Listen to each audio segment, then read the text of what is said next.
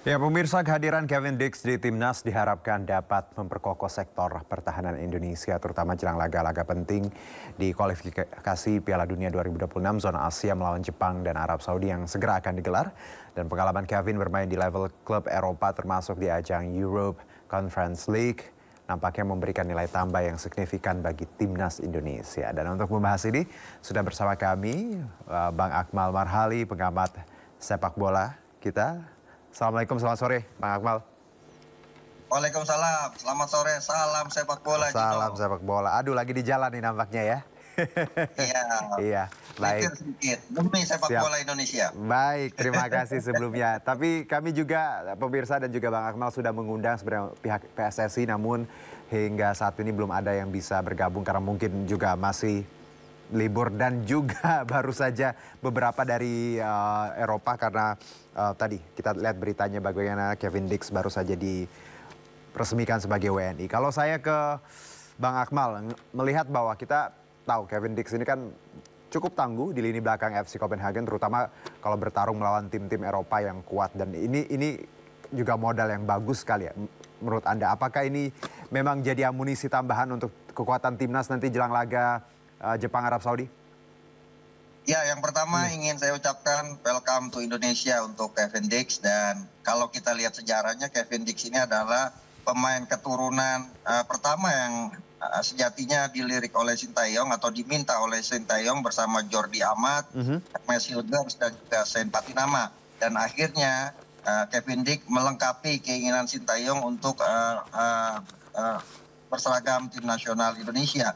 Dan kalau kita lihat perjalanannya, pemain ini memang pemain yang sangat dibutuhkan. Yang pertama punya pengalaman, yang kedua tentunya permainannya cukup stabil. Musim ini misalnya Kevin Dix ini adalah pemain dengan rating tertinggi di Copenhagen sejauh ini, di mana paling rendah rata-ratanya 7,3 gitu. Artinya ini pemain yang benar-benar menjadi pilar utama di Copenhagen, di Conference League, bahkan pernah juga tampil di Liga Champion.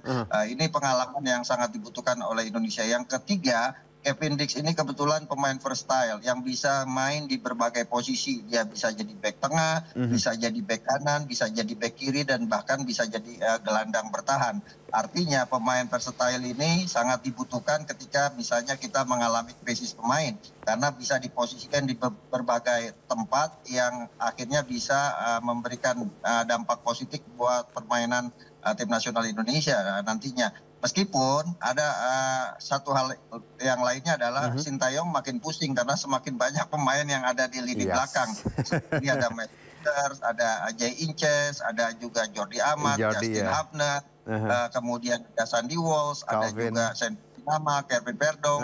Jadi Sintayong ini harus pandai-pandai memilah siapa pemain yang siap dimainkan untuk mencapai target yang ditetapkan oleh PSSI. Nah, kalau kemudian targetnya misalnya melawan Jepang, kita membidik hasil imbang misalnya sebagai target yang realistis, saya pikir Kevin Dix adalah pemain yang sangat dibutuhkan untuk mengawal pertahanan Indonesia dengan Martin Paes di posisi kiper, ada Mes Hilger, ada Jay Ices, ada Kevin Dix, ada Kelvin Perdong, ada Eleanor Reder juga. Saya pikir pertahanan kita ini sangat solid sekali dan bahkan menjadi buah bibir ya di ASEAN bahwa tim nasional Indonesia saat ini punya pemain-pemain yang cukup mumpuni. Bahkan kalau kita lihat jumlah pemain diaspora kita ini rata-rata bermain di Belanda atau rata-rata bermain di Eropa, mereka gaya bermainnya hampir mirip dengan Australia. Jadi kalau Australia bisa menahan imbang Jepang di laga terakhir kemarin di kandang Jepang 1-1, artinya Indonesia sebagai tuan rumah punya potensi dengan materi pemain yang sangat komplit ini untuk setidaknya meraih 1 poin melawan Jepang. Oke, menarik analisa Anda. Bagaimana sebenarnya kalau kita lihat ya tadi isi naturalisasi kita plus ya lini belakang kita yang juga cukup beragam, tinggal nanti Sintayong meramunya kira-kira Bang Akmal siapa yang akan dimainkan. Tapi kalau kita lihat Bang bahwa melawan Jepang nanti, Anda juga tadi menyebutkan bahwa Kevin Dix bisa dimainkan. Menurut Anda memang apakah keputusannya nanti ketika melawan Jepang memang Kevin Dix menurut Anda memang harus turun atau seperti apa? Karena sejauh ini memang proses masih berlangsung ya Bang ya, tapi bukan tidak mungkin akan bisa langsung dimainkan sebenarnya. Ya, Juno, kalau saya lihat gaya kepemimpinan Pak Erick Thohir kan selalu bikin kejutan. Mungkin ini adalah kejutan Pak Erick Thohir yang akan diberikan untuk Indonesia ketika melawan Jepang. Misalnya di sebelum-sebelumnya ketika terasa sangat sulit untuk segera mempercepat proses kewarganegaraan Messilga dan Eleanor Rieder, tapi kemudian sudah sangat cepat dilakukan, bahkan bisa main melawan Bahrain dan melawan Cina. Saya dari awal ketika kemudian Pak Arya Sinulinga misalnya menyebutkan bahwa kemungkinan Kevin Dix baru bisa debut di Indonesia pada Maret 2025, saya senyum-senyum saja karena saya tahu bagaimana Pak Erick Thohir ini sangat cepat dan sangat gigih sekali untuk memperjuangkan pemain-pemain ini segera bergabung, karena PSSI memang punya target yang cukup besar ya, meloloskan Indonesia ke babak keempat kualifikasi Piala Dunia 2026. Jadi kalau sekarang saya sangat yakin Kevin Dix akan bisa diturunkan melawan Jepang, karena sekarang prosesnya tinggal menunggu pengesahan perpindahan federasi dari KNVB ke PSSI yang akan di-ACC oleh FIFA. Dan kalau saya lihat kedekatan Pak Erick dengan Presiden FIFA, Gianni Infantino, saya pikir malam ini mungkin bukan mustahil akan segera selesai. Apalagi juga KNVB ketuanya juga sudah melakukan pembicaraan dan komunikasi, bahkan akan melakukan kerjasama dengan Indonesia. Jadi bicara secara non formal, Ketua Umum PSSI, Ketua Federasi Sepak Bola Belanda, KNVB, dan Presiden FIFA ini punya komunikasi yang sangat lancar dan sangat mulus sekali. Jadi saya pikir mungkin akan ada Kevin Dix nanti tanggal 10 datang juga dari Denmark untuk ikut berlatih bersama-sama di Jakarta. Jadi ya walaupun tadi dalam proses kita ya siapa tahu ya Bang ya dengan bantuan dan link-link tadi. Saya yakin sekali Juno, saya yakin sekali karena ini akan menjadi kejutan buat Indonesia tentunya, karena memang melawan Jepang kita butuh pemain yang punya pengalaman matang dan juga punya kemampuan yang bisa diandalkan di lini belakang. Oke, kalau dari materi sendiri Bang, kita tahu dari yang saya baca bagaimana 27 pemain kan yang dipanggil Sinteyong, 14-nya ini naturalisasi. Plus tadi beberapa lini memang cukup beragam namanya. Menurut Anda bagaimana harusnya Sinteyong meramu naturalisasi ini ya dari 14 nama ini? Karena kalau kita lihat belakang tadi Anda menyebut, kita tahu ada Kevin J, Jordi juga, gelandang juga ada Ivan, depan juga Ragnar. Anda melihat bahwa harus seperti apa nanti ya khususnya Jepang dengan target kita tahu bahwa imbang saja itu cukup realistis menurut kita. Betul, kalau kita melihat misalnya materi Jepang yang dibawa, memang dia tidak menghadirkan Iida ya, striker utama mereka yang cedera. Tapi Jepang adalah Jepang, tim ini sangat luar biasa. Sejak babak penyisihan baru sekali kebobolan dan mencetak 39 gol. Itu pun yang membobol gawang Jepang bukan pemain lawan, tapi pemain Jepang sendiri. Artinya betapa luar biasa pertahanan Jepang saat ini. Ditambah memang materi-materi pemain mereka rata-rata bermain di Eropa. Jadi ini bukan tugas mudah. Namun demikian kalau kita lihat sejauh ini Sinteyong ketika berhadapan dengan tim yang punya kualitas di atas dari Indonesia misalnya, atau rankingnya di atas Indonesia, maka Sinteyong punya strategi khusus kompleks defense counter attack, dan mungkin ini yang akan dimainkan oleh Sinteyong ketika berhadapan dengan Jepang, karena kita belajar dari apa yang dilakukan Australia gitu kan, bagaimana luar biasanya mereka bisa mencuri poin di kandang Jepang.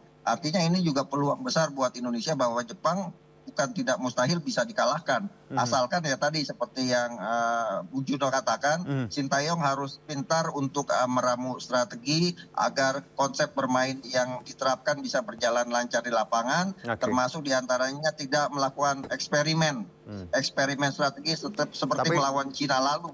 Di mana banyak pemain yang ditempatkan bukan di posisi utamanya. Nah ini mungkin yang harus dikerjakan oleh Sinteyong ke depan dengan materi yang sangat luar biasa saat ini. Bahkan market value-nya mencapai setengah triliun rupiah untuk para pemain Indonesia ini, yang nilainya lebih dari skuadnya Vietnam, lebih tinggi dari skuadnya Thailand, lebih tinggi dari skuadnya Malaysia. Jadi ini materi pemain yang benar-benar super mewah yang dimiliki Indonesia. Jadi kalaupun kemudian kita punya target menang, harusnya ini juga bisa direalisasikan oleh Sinteyong. Oke, materi pemain setengah triliun tadi itu paling mahal nampaknya ya di ASEAN. Bang, kalau kita lihat naturalisasi, apakah menurut Anda ya, walaupun juga ada mungkin kritikan dari beberapa pihak bahwa apakah nanti juga kalau lihat pertandingan untuk nantinya di baik Jepang maupun Arab, apakah mungkin akan full naturalisasi atau ramuannya menurut Anda ya tadi Saya justru berharap melawan Jepang kita menurunkan 11 pemain di line up itu adalah pemain-pemain keturunan dengan komposisi misalnya kiper Martin Paes, kemudian di belakang dengan Sintayong biasanya memainkan 5-4-1 kalau berhadapan dengan tim-tim kuat. 5 di belakang itu ada Jay Inces, kemudian Mesilger, Kevin Dix, kemudian di kirinya Kevin Verdong, kemudian di kanannya Sandy Walsh. 4 di tengahnya ada Eliano Raiders, kemudian Nathan Choaon, Tom Hay, kemudian di kirinya Orat Mangun, di depan satunya Rafael Strike. Saya pikir ini akan menjadi bahan juga buat kita untuk melihat sejauh mana pemain-pemain diaspora kita ini tampil untuk membawa nama bangsa dan negara. Kalaupun kemudian ada yang misalnya tampil tidak maksimal, itu kan bisa dievaluasi. Karena sejauh ini saya ingin mengatakan bahwa sejauh ini kan ketika tim nasional bertanding selalu yang disalahkan adalah pemain-pemain lokal. Sebagai contoh misalnya ketika kita kalah melawan Cina kemarin yang dipersalahkan kan Asnawi Mangku Alam, kemudian juga Witan Sulaiman, padahal mereka sudah berjuang. Nah kalau dengan komposisi 11 pemain diaspora, saya pikir ini yang kita tunggu-tunggu untuk kita melihat sejauh mana diaspora yang didatangkan ini dan sejauh mana strategi Sintayong bisa efektif untuk menurunkan semua pemain yang dimintanya untuk membela tim nasional Indonesia. Oke, menarik. Jadi 11 diaspora juga kalaupun pilihannya seperti itu kita juga bisa evaluasi ya Bang ya. Sebenarnya bagaimana nanti. Menarik. Ini analisa yang saya pun juga cukup curious gitu, penasaran kira-kira nanti kalau memang 11-11-nya turun, ini bagaimana ya kalaupun tadi ada beberapa kekurangan bisa dievaluasi, tapi kalaupun bagus ya kenapa tidak seperti itu ya Bang Akmal. Mungkin satu lagi usulan saya Juno adalah buat pemerintah untuk kemudian kita mengubah Undang-Undang nomor 12 tahun 2006 tentang kewarganegaraan agar kemudian tidak setiap bulan Komisi 10 melakukan rapat untuk mengesahkan kewarganegaraan pemain diaspora. Alangkah baiknya kemudian kita mengubah undang-undang kita menjadi 2 kewarganegaraan sehingga kemudian pemain-pemain diaspora itu tidak perlu lagi pakai sumpah untuk bisa memperkuat tim nasional Indonesia, itu untuk memudahkan. Jangan sampai kemudian nanti Komisi 10 kerjanya setiap bulan selalu dalam proses naturalisasi terus gitu kan. Mungkin ini harus dipikirkan oleh bangsa kita gitu. Baik. Untuk mengakomodasi kepentingan-kepentingan pemain-pemain keturunan yang ada di luar negeri, dan ini juga bukan cuma sekedar buat cabang sepak bola, buat cabang-cabang lain juga kan bisa digunakan dan bisa dimaksimalkan gitu. Ya, tadi pengecualian ini tadi khususnya untuk atlet-atlet yang memang berprestasi dan punya andil ya Bang ya nantinya untuk bangsa dan negara. Oke, menarik Bang Akmal. Terima kasih untuk waktunya ya. Hati-hati di jalan ya. Selamat melanjutkan aktivitasnya. Salam olahraga. Semoga kita nanti lawan Jepang dan Arab Saudi hasilnya maksimal. Terima kasih Bang Akmal. Kita harus bisa kalahkan Jepang dan kemungkinan Jepang menyerah tanpa syarat seperti 1945. Amin, kenapa tidak? Oke Bang Akmal. Indonesia, salam sepak bola. Oke, salam sepak bola.